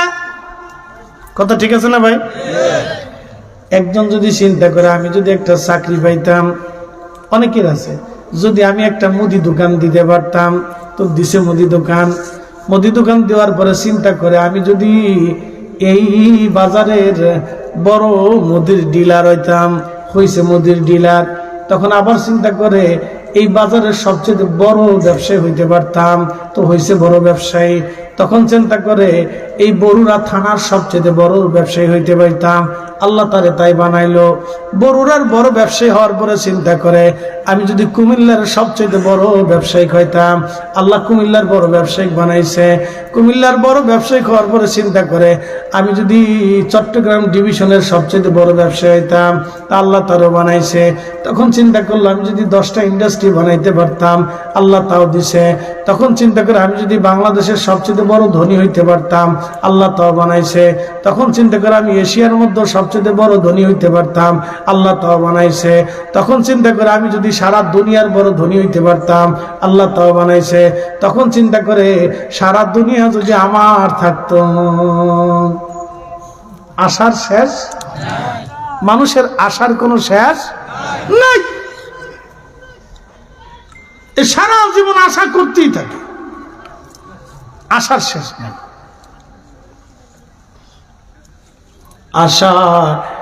আশায় আমার দিন যে গেল, আশা পূরণ হলো না।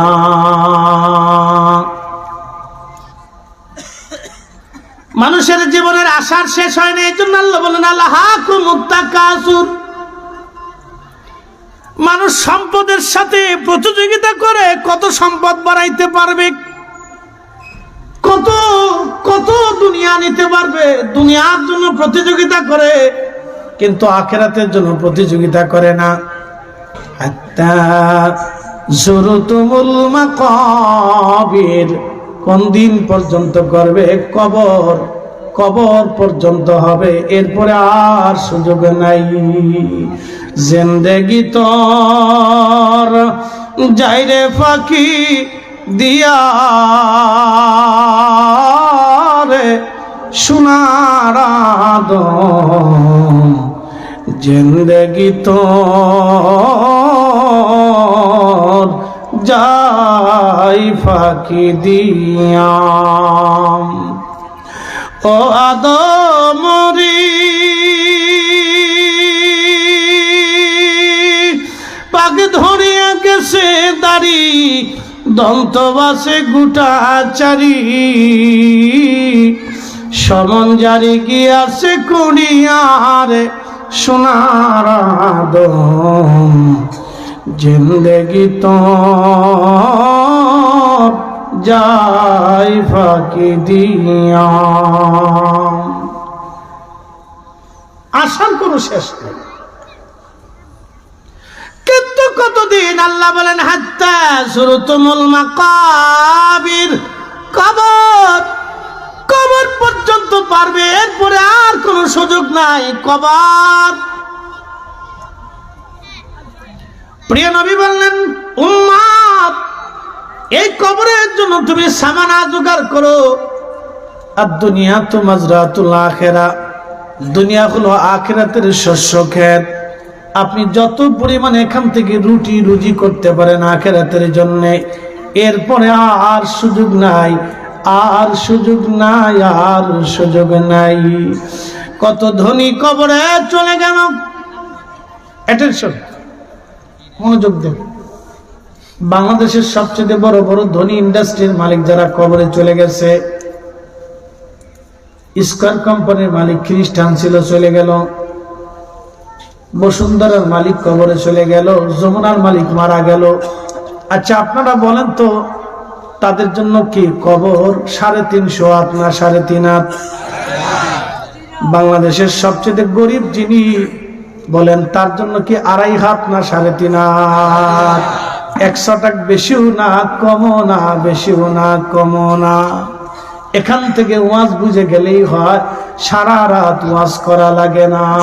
তারপর আমার দেশের বহু ভাই আছে বনের জমি বুঝাই দেয় না, বহু মুসলমান আছে এতিম ভাতিজা ভাতিজির সম্পদ বুঝাই দেয় না, বহু মানুষ আছে অন্যের জমি কেড়ে খাওয়ার ধান্দা করে, 1 ইঞ্চি জমিনও ছাড়তে চায় না। বহু আছে। আমার ঢাকা আমার এক মসজিদ, বাপরে বাপ, 4 ইঞ্চি মসজিদের ওনার জায়গার ভিতরে চলে গেল, ছাড়লই না বেড়া, বলে না 1 ইঞ্চিও ছাড়াতে। আল্লাহর ঘরের জন্য 4 ইঞ্চি জায়গা ছাড়েনি। আপনি জানেন মানুষের হৃদয় কত কঠিন। কি আশ্চর্য, 4 ইঞ্চিও ছাড়ে, মাত্র 4 ইঞ্চি। মুসলমান টুপি মাথায় দিয়ে প্রথম কাতারে এসে নামাজের দাঁড়ায়, শয়তান হাসে, কয় বাপরে বাপ, ও তো আমার চেয়ে বড় সিটার। কি কথা, ঠিক আছে, আমার চেয়ে বড় সিটার। কামের কত বড় সিটে, কত মুসলমানের করছে। একসাথে বলি তো আল্লাহু আকবার। 3.5 হাত, 1 ইঞ্চি বেশিও না কমও না। তো হাসান বসরিকে মহিলাকে বললেন, মারে তুমি এশা পরে 4 রাকাত নামাজ পড়বা, 4 রাকাতে সূরা ফাতিহার সাথে তাকাসুর পড়বা, এরপরে তসবিহ হাতে নিয়ে দুরূদ শরীফ পড়তে থাকবা, জপতে জপতে ঘুমিয়ে পড়বে। তো ঘুমের ভিতরে আল্লাহ তোমাকে দেখাই দিবে তোমার মেয়ে জান্নাতে নাকি জাহান্নামে। আরো জোরে বলেন সুবহানাল্লাহ। ইমাম শামসুদ্দিন সাহাবী রাহিমাহুল্লাহ কাউলুল বদীর মধ্যে লিখতেছেন, মহিলা চলে গেলেন বাড়ি। এশার নামাজ পড়ে, মা তো পৃথিবীর সব থেকে মা ভিন্ন জিনিস। সন্তান মরে গেলে সবাই ভুলে গেল, মা ভুলে না। ওই কবর দূরে দাঁড়ায় দাঁড়ায় কবর দেখে দেখে কান্দে, সন্তানের বিছানা ধরে কান্দে, বই ধরে কান্দে, কাপড় ধরে কান্দে, স্মৃতি মনে করে করে মা কাঁদতে থাকে। তো রাত্রিবেলা বেচারি এশার নামাজ পড়ে সূরা তাকাসুর দিয়ে 4 রাকাত নফল পড়ে দুরূদ শরীফ পড়তে পড়তে ঘুমাই পড়ছে। আমরা কেন আপনাদেরকে বারবার দুরূদের তাগাদা দিই জানেন? এটা এমন একটা আমল যেটা পড়তে দেরি হয় কিন্তু মদিনা যাইতে দেরি হয় না। না, একসাথে বলেন আল্লাহু আকবার। পৃথিবীতে আর কোনো আমল নাই যেটা পড়ার সাথে মদিনায় চলে যাবে, আর কিছু নাই, কোনো আমল নাই। এই একটা আমল, পড়তে দেরি হবে, মদিনা যাইতে দেরি হয় না। একসাথে বলেন আল্লাহু আকবার। পড়তে দেরি করবেন তো মদিনা যাইতে দেরি হবে না। এই জন্য আপনাদেরকে বারবার আমরা দুরূদের তাগাদা দিই। বাংলাদেশে এখন নতুন নতুন বক্তা বেরিয়েছে, আল্লাহ মাফ করুন। আহা, আমি নিজে শুনছি, খুতবা শেষ করে একটু জিকির করে ওয়াজ শুরু করলো, একটা 12 দুরূদ শরীফ পড়ে না। আল্লাহ আকবার। আল্লাহ আমার এই ভাইদেরকে বুঝ দিক, সকলে বলে না আমিন। এই মজলিস কার জন্য পাইছি? আমার দিকে, এই মজলিস আমরা কার জন্য পাইছি? আল্লাহ কি আইসা আমরা মজলিস বানাই দিয়ে গেছে? আল্লাহ কি হাতে ধরে আবু বকরকে মুসলমান বানাইছে? আবু বকর কি আগে আল্লাহ দেখেছে? হযরত আবু বকর আগে রাসূল দেখেছে। যত সাহাবী ছিলেন, 1.5 লক্ষ সাহাবী, কেউ আগে আল্লাহ দেখে নাই, আগে রাসূল দেখেছে। রাসূল, তারা রাসূল দেখে আল্লাহ চিনেছে, রাসূল দেখে কোরআন বুঝেছে, রাসূল দেখে দ্বীন মেনেছে, রাসূল দেখে হাসর বুঝেছে, রাসূল দেখে কবর চিনেছে, রাসূল দেখে ফেরেশতা চিনেছে, রাসূল দেখে জান্নাত জাহান্নাম বিশ্বাস করেছে, রাসূল দেখে আল্লাহর একত্ববাদকে মেনে নিয়েছে। তারা কেউ আগে আল্লাহ দেখেনি, আল্লাহ আগে তারা রাসূল দেখছে। আজকের এই মজলিস রাসূলের কারণে, আজকের যত মসজিদ সব রাসূলের কারণে, আজকের এই কালেমা রাসূলের কারণে, আজকে আমরা দ্বীন পেয়েছি রাসূলের কারণে। আপনি তার দুরূদ ভুলে গেলেন, এর চেয়ে নাফরমান পৃথিবীতে কি হতে পারে? হ্যাঁ, আবার বেদাতের ফতোয়া দেয়। লজ্জা করে না? লজ্জা করা উচিত, শরম করা উচিত।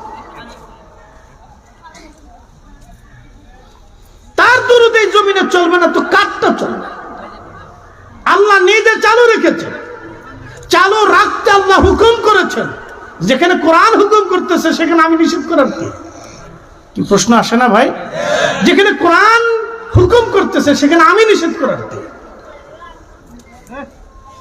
বড় আশ্চর্য। তো মহিলা রাত্রিবেলা দুরূদ শরীফ পড়তে পড়তে ঘুমিয়ে পড়ছে। স্বপ্নে দেখে তার মেয়েটা জাহান্নামের কঠিন লেলিহানের ভিতরে আল্লাহ তাকে শাস্তি দিতেছে।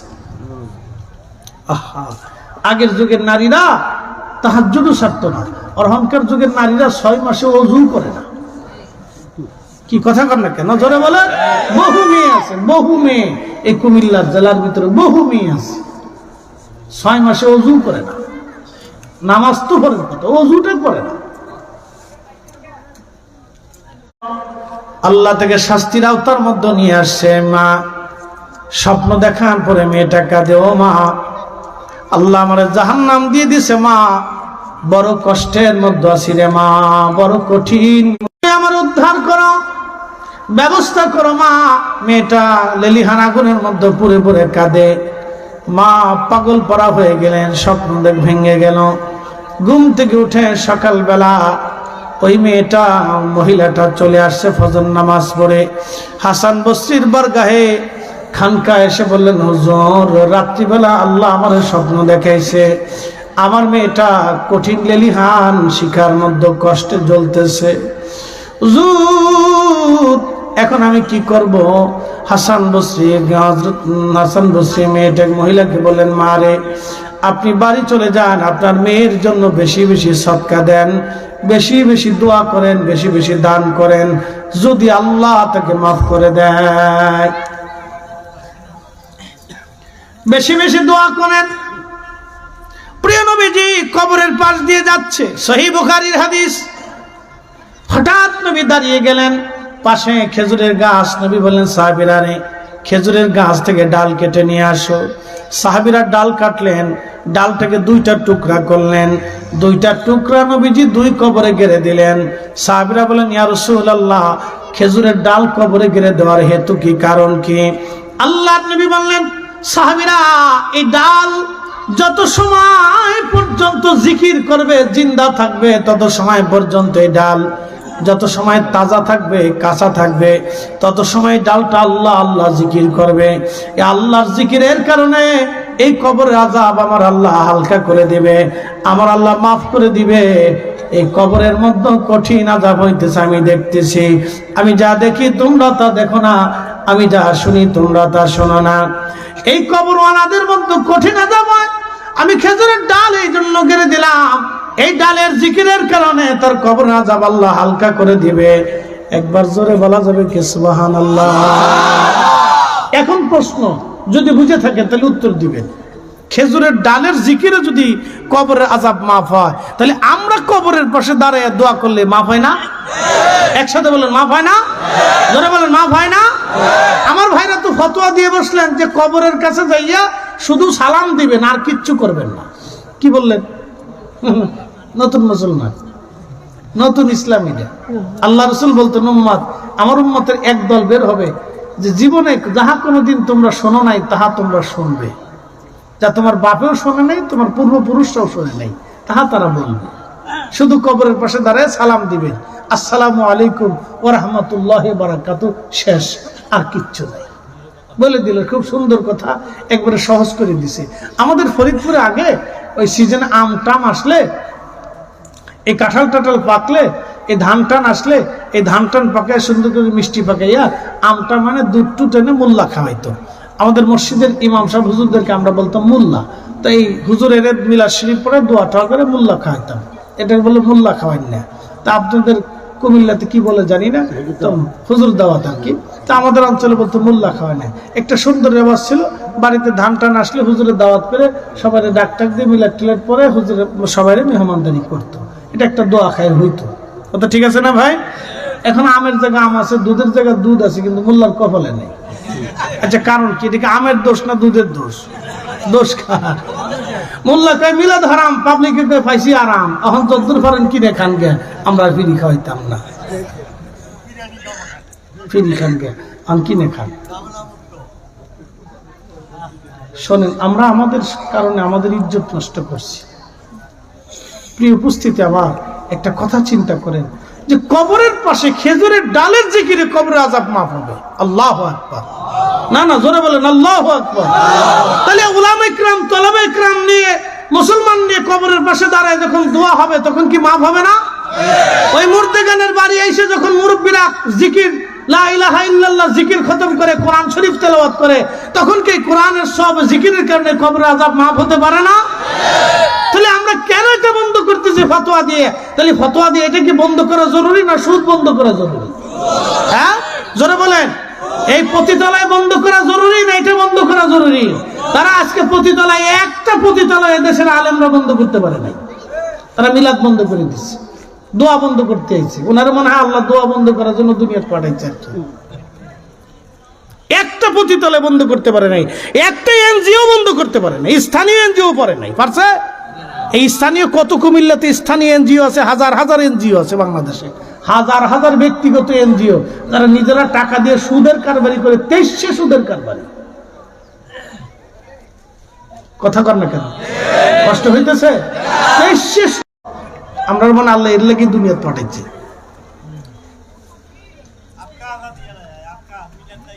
এই উপস্থিতি এগুলো আমাদের জন্য অশুভ সংকেত না। আমি হাসান বসরি কিভাবে শিখাচ্ছেন আপনি দেখেন। সেই জমানার মুসলমান সাহাবীদের জমানা। কোন জমানা? এনার একসাথে বলেন কোন জমানা? ইমাম হুসাইনের জমানা। ইমাম হুসাইনের জমানা, সাহাবীদের জমানা। রাসূল নিজে শিখাই।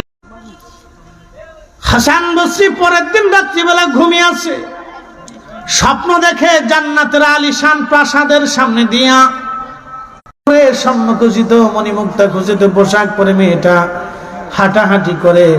হাসান বসরি বললেন, এ মেয়ে তুমি কে? জান্নাতের উচ্চ মাকামে তুমি হাঁটাহাঁটি করো, পরিচয় কি তোমার? মেয়েটা ডাক দিয়ে বলল, হুজুর আপনি কি আমাকে চিনেন নাই? আমার জন্য আমার মা আপনার কাছে গিয়েছিল, আপনি আমার মাকে দোয়া শিখিয়েছিলেন। রাতের আধারে সেই দোয়া পড়ে মা আমার এই ইস্তেখারা করার কারণে আমার মা আমাকে স্বপ্ন দেখেছিলেন, আল্লাহ আমারে জাহান্নামে দেখেছেন, পেয়েছিলেন মা। হাসান বসরি বললেন, মেরে মারে, তোমার মা তো তোমাকে জাহান্নামে পেয়েছিল, তুমি জান্নাত পাইলা কেমনে? আল্লাহ তোমাকে কেন মাফ করলো বলবানি? মেয়েটা ডাক দে বলে, হুজুর আমার মা আমাকে যে কবরের মধ্যে দাফন করেছিল সেই গোরস্থানে ৭০,০০০ কবর ছিল হুজুর। ওই গোরস্থানের পাশ দিয়ে একজন আল্লাহর ওলি যাওয়ার সময় তিনি দাঁড়ায়া দুরূদ শরীফ পড়ে, আমার রাসূলের দুরূদ পড়ে পড়ে আমাদের কবরওয়ালাদের জন্য দোয়া করেছিল। দুরূদ দুরূদ দুরূদ দুরূদ। খালি তো বন্ধ করার অভিপ্রায় লাগছে।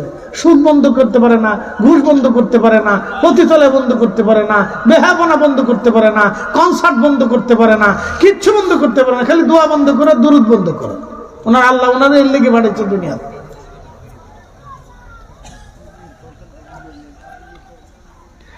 হযরত হাসান বসরি রাহিমাহুল্লাহ ডাক দিয়ে বলতেছে, মা কিসের কারণে আল্লাহ মাফ করছে বলবানি?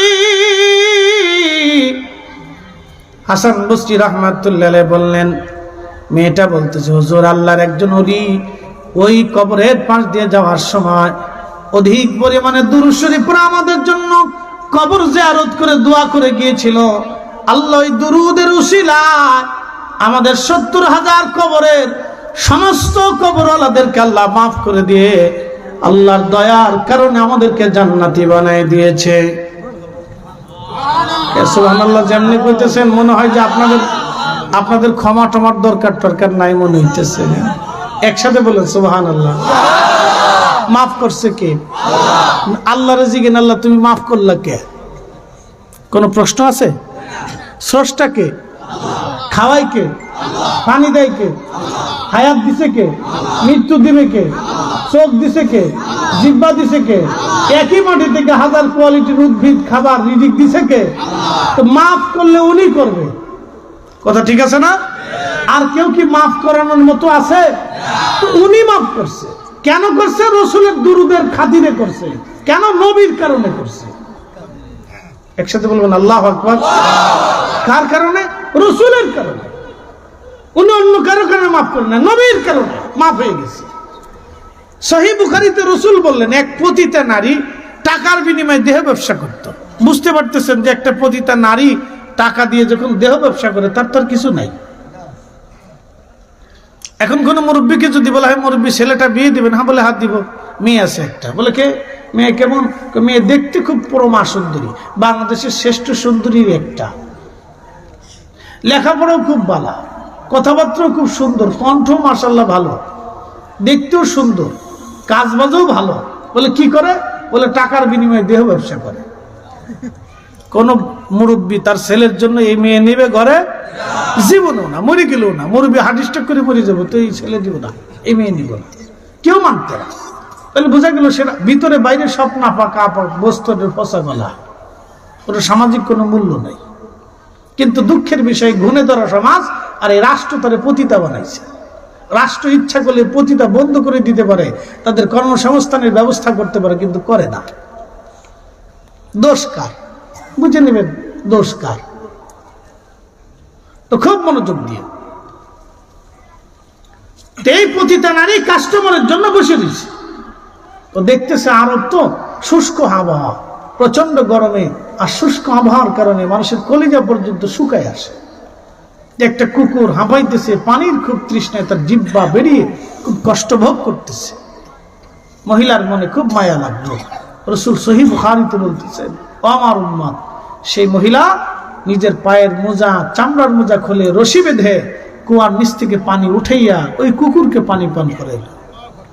কুকুরকে পানি পান করানোর কারণে আল্লাহর বড় দয়া লেগে গেল। আল্লাহু আকবার। দয়া লাগছে কার? আল্লাহ নবী বলতেছেন তার জীবনের সমস্ত পতিতাবৃত্তির গুনাহকে মাফ করে আল্লাহ তাকে বেহেশত দিয়ে দেবে।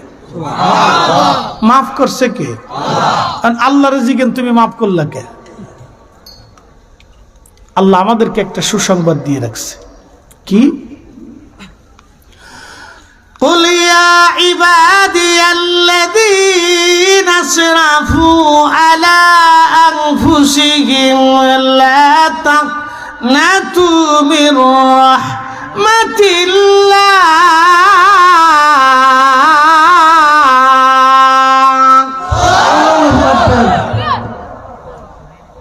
হে আমার বন্ধু হাবিব আমার, আপনি বলে দেন, হে আমার বান্দারা, নিজের নফসের সাথে যত জুলুম করো, যত কবিরা গুনাহ করো, চিন্তার কোনো কারণ নাই। আমার রহমত থেকে তুমি নিরাশ হইও না। শুধু কি এখানে আল্লাহ শেষ করলেন তা না, আল্লাহ আরো বাড়ায় বলেন, ইন্নাল্লাহা ইয়াগফিরুয যুনুবা জামিআ।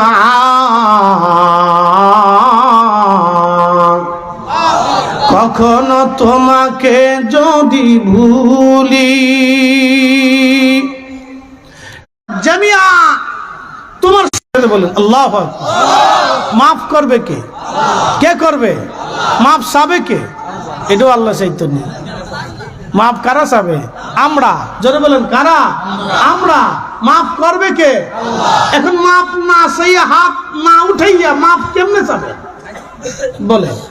এখন সভাপতি মহোদয়ের সাথে একটা ছেলে বিয়াদবি করছে, ধরেন রাস্তায় আসার সময় বিয়াদবি করছে, তো তার মা তাকে খুব বকাঝকা করছে, মুরব্বী মানুষ তুই বিয়াদবি করছিস, যা মাফ চা। আর ছেলেটার সামনে এসে গে, সভাপতি সাহেব মাফ করে দেন, কেমন হবে না বলেন? ছেলেটার সামনে এসে বলতেছে, সভাপতি সাহেব মাফ করে দেন, কেমন হবে বলেন? এটা কি মাফ চাওয়ার ধরন হলো?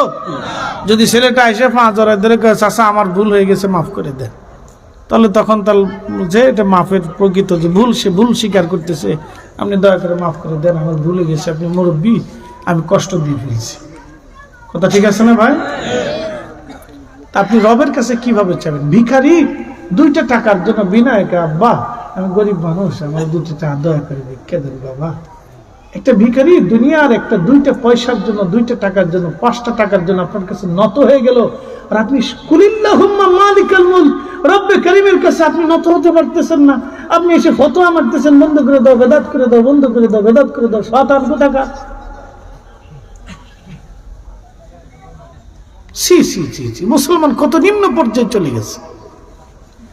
আনুগত্য, আপনি হাত তুলে বিনয়ের সাথে যখন রব্বে কারীমের দরবারে হাত তুলে, ইয়া রাব্বি রব্বানা আতিনা ফিদ দুনিয়া হাসানা রব্বানা যালামনা আনফুসানা ওয়া ইল্লাম তাগফির আল্লাহুম্মা রাব্বিরহামহুমা কামা রাব্বায়ানি সগীরা, বিনয় বিনয় বিনয় বিনয় যখন কাঁদবেন তখন আল্লাহর বড় দয়া লাগে, বড় মায়া লাগে। হে বান্দা আর কান্দিস না, যা তোর জীবনের গুনাহকে মাফ করে দে। পতিতা নারীর যদি মাফ হয় তাহলে আমরা মাফ হইতো না? আমরা মাফ হবে। আল্লাহ আমাদেরকে রহমত থেকে নিরাশ হতে নিষেধ করছে, এই জন্য মাফ চাইতে হবে। এই জন্য বেশি বেশি কবর জিয়ারত করবেন, বাড়িতে বেশি বেশি করে দোয়ার ইন্তজাম করবেন, কোরআন খতম দিয়ে আব্বা আম্মার জন্য দোয়া করবেন, মসজিদে দান করে বাবা মার জন্য দোয়া করাবেন। করাবেন নাকি? কোন কারণে মাফ হবে আমরা জানি না, কোন কারণে ক্ষমা হবে আমরা কেউ জানি না, বলতে পারবো না। শয়তান আল্লাহকে বললেন, রাব্বি 9 লক্ষ বছর ধরে ইবাদত করলাম, বিনিময়ে কি কিছু পাই না? বলে কি চাইস? বলে রব্বুল আলামিন আমার 3টা জিনিস দিবা। আল্লাহ বলেন কি কি চাও? আমি তোমাকে তাই দিব। আল্লাহ তো সবই জানে সে কি চাবে। আল্লাহ বলেন শয়তান বলো কি চাও? আজাজিল বলে ইয়া রব কিয়ামত পর্যন্ত তুমি আমার হায়াত দাও। আল্লাহ কিয়ামত পর্যন্ত তার হায়াত দিল। আর কি চাও? বলে ইয়া রব তামাম সৃষ্টি করে আসবো, 1 সেকেন্ডের ভিতরে সেই ক্ষমতা তুমি আমারে দাও। কয় সেকেন্ড? আমেরিকা আগুন নিভাইতেছে কয়দিন? নেপছে? আমেরিকার আগুন নেপছে? নিভে নাই। তার জীবনের আমেরিকার সর্বশক্তি প্রয়োগ করছে, তার শক্তি সব দিয়ে চেষ্টা করতেছে। সমস্ত মেধাবীরা বসে গেছে কিভাবে আগুন নিভানো যায়, তার সমস্ত মেধা ব্যয় করতেছে, কিন্তু আগুন নিভাইতে পারতেছে না। স্মরণকালের ইতিহাসের সেরা দুর্ঘটনায় পড়ছে আমেরিকা। সে গাজা পুরাইছে 1 বছর ধরে, আর আল্লাহ তার লস অ্যাঞ্জেলেস না কি বলে, তার একটা শহর পুরাই দিছে মাত্র 4 দিনে। একসাথে বলবেন আল্লাহু আকবার। বলে হুজুর আপনি কি দুশমনের নজরে দেখতেছেন? না, আমি দুশমনের নজরে দেখতেছি না, আমি আল্লাহর ইনসাফের নজরে দেখতেছি। কথা ঠিক আছে না ভাই? আল্লাহর ইনসাফের নজরে দেখতেছি। তারা গাজা পুড়িয়ে দিচ্ছে 1 বছরে বোমা মারতে মারতে, আর আল্লাহ কেবল তার একটা শহর পুরাইছে, বাকি এখনো পড়ে রয়েছে। একটা শহর আল্লাহ পুরাই দিচ্ছে, তাতেই কান্নাকাটি শুরু হয়ে গেছে, তাতেই কত কান্নাকাটি।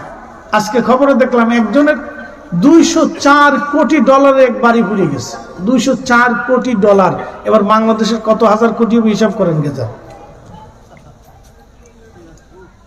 তাহলে এই বেটা কত বড় ধনী হইতে পারে আপনি বুঝেন। বাংলাদেশের ধনীদেরকে তারা ধনী মনেই করে না। কি কথা খারাপ হয়েছে ভাই? যার $204 কোটি বাড়ি, সে বাংলাদেশের ধনীরা ধনী মনে করে? ধনী মনে করে না। পুড়ে গেছে, শেষ। তাহলে কি পরিমাণে ফুরছে আপনি এবার চিন্তা করেন। একসাথে বলবেন আল্লাহু আকবার। এই ইনসাফ কার? দয়া কার? এই শাস্তি কার? আল্লাহ। আল্লাহর শক্তির কাছে সমস্ত শক্তি অসহায়, আল্লাহর মারির কাছে সব মার অসহায়, আল্লাহর ক্ষমতার কাছে সব ক্ষমতা অসহায়। এটা আল্লাহ শিক্ষা দিয়ে দিল। ভাবতেছেন আপনাদেরকে ছেড়ে দিবে? না। আপনি মুসলমানদের ছেড়ে দিবে? না। আপনি মুসলমান নামাজ পড়েন না, আল্লাহ মাফ করে দিবে? ছেড়ে দিবে না, তা দিবে না। আপনি মুসলমান অন্যায় বিচার করবেন, আল্লাহ ছেড়ে দিবে? তা হবে না। বাংলাদেশের হাজার হাজার গ্রামে 64,000 গ্রাম বাংলাদেশ আছে। 64,000 গ্রাম, 64,000 গ্রামে এখনো ঠিক মতো ন্যায় বিচার হয় না। স্বজন প্রীতির বিচার হয়, আত্মীয়তার বিচার হয়, দলের বিচার হয়, মতের টানে বিচার হয়। কি কথা কান না কেন? জোরে বলেন। তাহলে আপনি শান্তি কিভাবে চান? গজব আমাদের উপরও রেডি আছে, খালি যে কোনো সময় ফেলাই দিবে ঠাস করে। এখনো হয় না। আদালতে যাবেন, মামলা একটার পর একটা চলতেছে, বছরের পর বছর ধরে মামলা চলতেছে। আদালতে এটা ঘুরতে ঘুরতে ঘুরতে ঘুরতে বারান্দা দিয়ে দৌড়িতে দৌড়িতে যান, শেষ। চলতেছে। প্রিয় উপস্থিতি হাজিরিন, ও নবীর উম্মত, কথাগুলি মনোযোগ দিয়ে শোনাটা জরুরি। আমি আপনাদেরকে বোঝাইতে যাচ্ছি, ইস্তেগফার করে আল্লাহর নৈকট্য নিতেন। আপনি বেশি হয়ে গেছে, আল্লাহ ভুল হয়ে গেছে, আল্লাহ ভুল হয়ে গেছে। বেশি বেশি চান, যত বেশি চাবেন তত বেশি মাপ পাবেন। চাবেন না পাবেন না, চাবেন না পাবেন না। এই জন্য অধিক পরিমাণে দোয়া, অধিক পরিমাণে দোয়া। আমি অধিক পরিমাণে দোয়া বাংলাদেশের মধ্যে সিলেটে বেশি বেশি। সিলেট পুরা ডিভিশনটা আল্লাহু আকবার। যার বাড়িতে যাবেন, আলেমরা গেলে সাহেব বউকা একটু খাবার টাবার করে, সাহেব আমার লাগে একটু দোয়া করুক, একটু হাত উঠাও, আল্লাহর দরবারে একটু হাত উঠে আমার লাগে দোয়া করো। তারা দুরূদ শরীফ পড়ে হাত তুলে দোয়া করে। আমি সিলেটের প্রত্যেকটা বাড়িতে এরকম দেখছি। যত বাড়িতে দাওয়াত দিছে, খাওয়া শেষ হইলে গেছে সাহেব একটু দোয়া করুক, সাহেব আমরা একটু দোয়া করুক, কাজে আল্লাহ আমরা রহমত দেন, আল্লাহ আমরা মাফ করি দেয়। আমরা যেটা আল্লাহ রহমত দেয়, আল্লাহ আমরা মাফ করে দেয়। সাহেব দোয়া করুক, আমরা দোয়া করুক। সাহেব ছেলে বীর লন্ডন আছে, মেয়ে লন্ডন আছে, নাতিপুতি লন্ডন আছে, আমরা দোয়া করুক। সাহেব দোয়া করে, আর আমরা দোয়া ভুলেই গেছি, মনেই নেই দোয়ার কথা। দোয়া করবে, বেশি বেশি করবে, কোনো বেদাত নাই, ডাহা মিথ্যা কথা, কোনো বেদাত নাই, যত ভাড়ার দোয়া করবে। আচ্ছা, জুল খুয়াইসা তামিমি, মাশাআল্লাহ, এমন একজনের নাম কইছে, নাম তো মারাত্মক নাম, আব্দুল্লাহ ইবনে জুল খুলাইসা আর তামিমি। এটা বড় শয়তান ছিল, মারাত্মক গাজাজিল। আল্লাহ নবী তার ব্যাপারে আজ ভাইটা শুনতে চাইছি, একটু শোনাই। আল্লাহ রসুল ইয়ামানের কোন এক যুদ্ধ থেকে গনিমতের মাল নিয়ে আসছে। নিয়ে আসার পরে আল্লাহ নবী গনিমতের মাল বন্টন করতেছে, বোঝার চেষ্টা করে। বন্টন করে কে? নবী। জোরে বলেন, আমার দিকে দেখেন, শোনেন, বন্টন করে কে? রসুলের বন্টনে ভুল আছে? স্বজন প্রীতি আছে? গোষ্ঠী প্রীতি আছে? রসুল করিম নিজে বন্টন করতেছে। এই জুল খুলাইসা আর তামিমি, সে আল্লাহ রসুলকে ধমক দিয়ে বলতেছে, ইয়া মুহাম্মদ, ইয়া রাসূলুল্লাহ, আদিল মান সাত্তা, নবী আপনি ইনসাফ করেন, আপনি তো ইনসাফ করতেছেন না, ন্যায় বিচার করতেছেন না। হাই হাই হাই, আল্লাহ রসুলকে ধমক দিয়ে হয়েছে, কি বুঝলেন আপনি? এখন শুনেন তার পরিচয়। তার কপালে ছিল সেজদার চিহ্ন। ফরিদি সাহেবের যেরকম পাগড়ি দেখতেছেন, লম্বা সুন্দর, সবসময় পাগড়ি পরে থাকতো, অনেক বড় জুব্বা আল খেল্লা পরে থাকতো। সে যখন নামাজে দাঁড়াইতো, মনে হতো যে সাহাবীদের কোনো নামাজই হয় না, লম্বা সেজদার মধ্যে থাকতো। মাশাআল্লাহ, সেজদা কারে কয়, ইয়া রাব, আল্লাহরে খুশি করতেছে। এই হাদিস থেকে আমাদের অনেক কিছু শিখার আছে, আপনাকে শিখে যাবে। ভাইটাকে আমি জানি না, তো সুন্দর একটা ওয়াজ শুনতে চাইছে।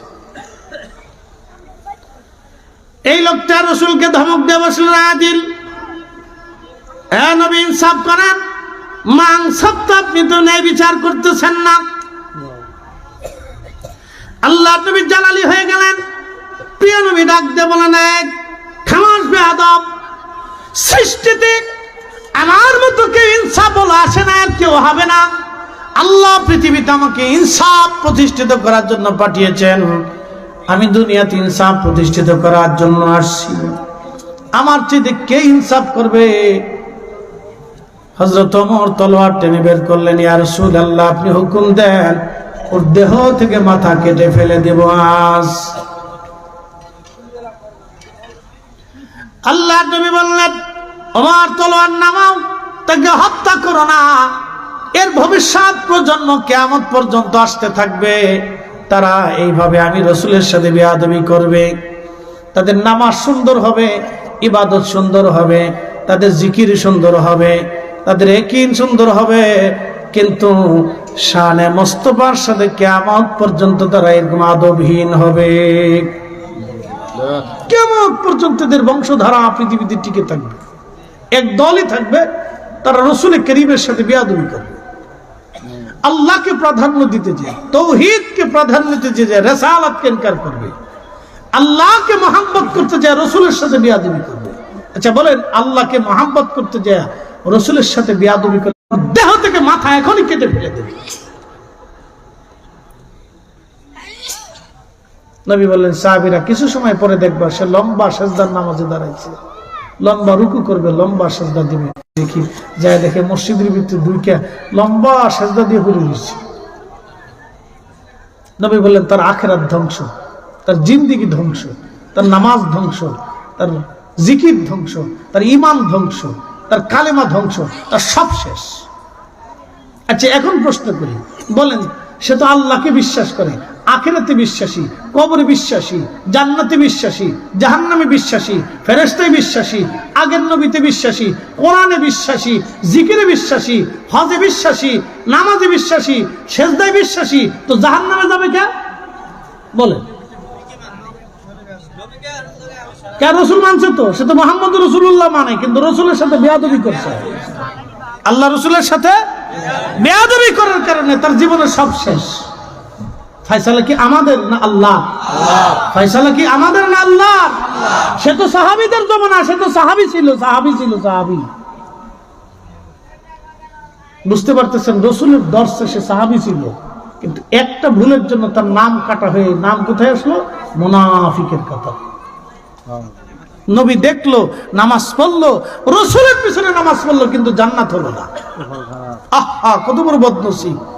এই জন্য আপনারা সারা জীবন এই সূত্রটা মনে রাখবেন যে এইখানে কেউ যদি বিয়াদবি করে 1,00,000 বছর ইবাদত হবে কিন্তু জান্নাত হবে না। এই জন্য আমরা আকাবির যারা ছিলেন, আউলিয়া کرام যারা ছিলেন, তারা হুব্বে রসুলে নবীর গোলামির দিকে আপনাদেরকে ঢুকাই দিতেন। কি কথা কন না কেন, ঠিক কিনা? তাদের জবান থেকে কখনো আপনারা শোনেন নাই রসুলের শান বিরোধী বক্তব্য, জীবনও শুনবেন না। আল্লাহু আকবার, আল্লাহু আকবার।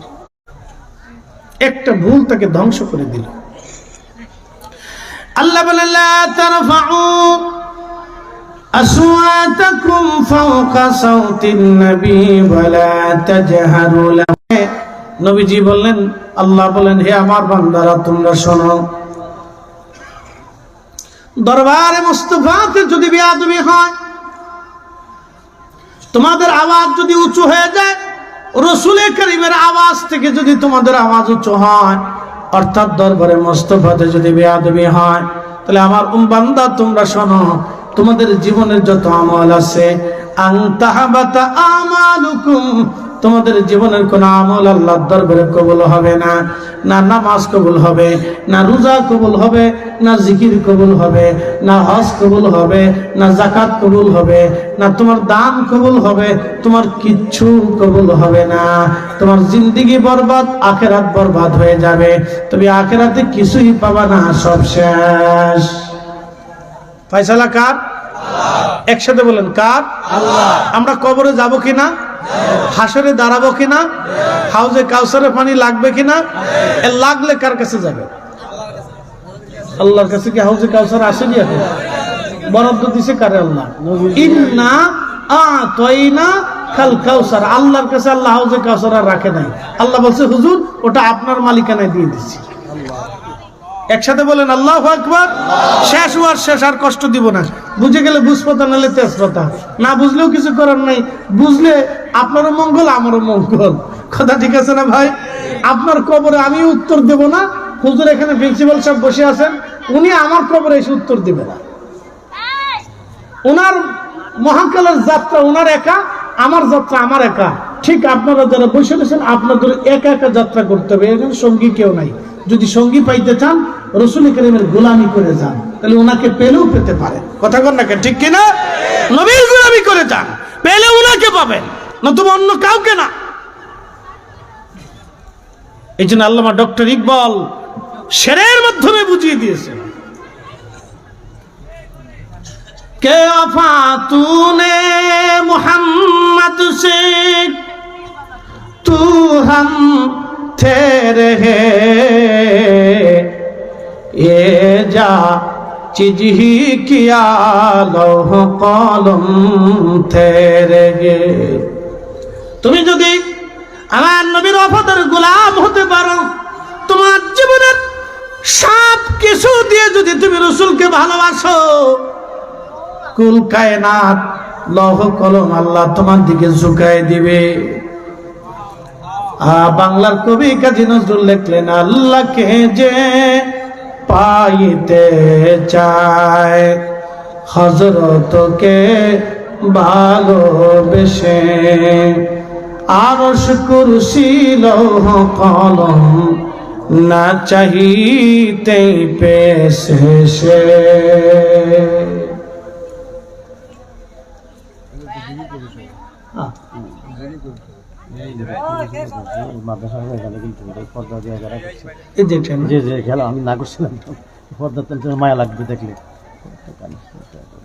আচ্ছা, আমরা সকলে বলি আলহামদুলিল্লাহ। প্রিয় উপস্থিতি, এত সময় কবর নিয়ে আলোচনা করলাম। আমাদের এই জিন্দেগির ঘরে চলে তো যেতেই হবে, থাকার তো আর কোনো রাস্তা নাই। হাজার চেষ্টা করলেও থাকার কোনো সুযোগ নেই, চলে যেতেই হবে। তা আমরা দোয়া করে দেবো, যেহেতু জুমার রাত, লম্বা করবো না, তাবারক কাছে নিবেন, গ্রহণ করবেন, মিলাদ শরীফ হবে ইনশাআল্লাহ। তো খুব মনোযোগ দেন। আমরা তো সবাই চলেই যাব, থাকার তো আর সুযোগ নেই। পাশে একটা মাদ্রাসা আছে, ছেলেরা কোরআন পড়বে, হাদিস পড়বে।